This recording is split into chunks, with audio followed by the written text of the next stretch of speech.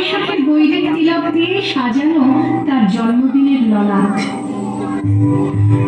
বৈশাখী প্রকৃতির নতুন জন্ম, আমাদেরও নতুন জন্ম এই বৈশাখে, 25শে বৈশাখে, রবি ঠাকুরের জন্মদিনে। দেখতে হবে ক্যালেন্ডার, জিজ্ঞেস করতে হয় না তারিখটা কবে, আগে থেকে বুকের মধ্যে সারা ওঠে 25শে বৈশাখ আসছে, রবি ঠাকুরের জন্মদিন। বছরে একটা দিনের জন্য তারা নতুন হয়ে যায়।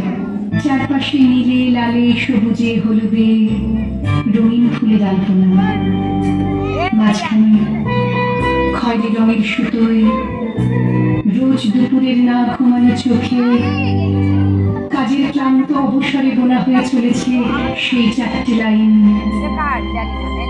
উদয়ের পথে শুনি কার বাণী, ভয় নাই ওরে ভয় নাই, নিঃশেষে প্রাণ যে করিবে দান, ক্ষয় নাই তার ক্ষয় নাই।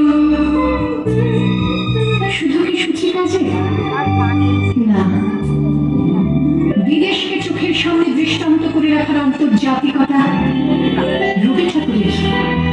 আমাদের সংস্কৃতিকে মাটির কাছাকাছি এগিয়ে নিয়ে যাওয়ার সংকল্পে রবি ঠাকুর। আমাদের সভ্যতাকে দানবের হাত থেকে ছিনিয়ে নেওয়ার সংগ্রামে রবি ঠাকুর।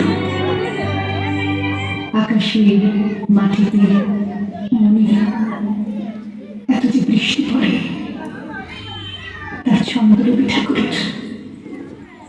এত যে ফুল ফোটে, তার গন্ধ রবি ঠাকুরের।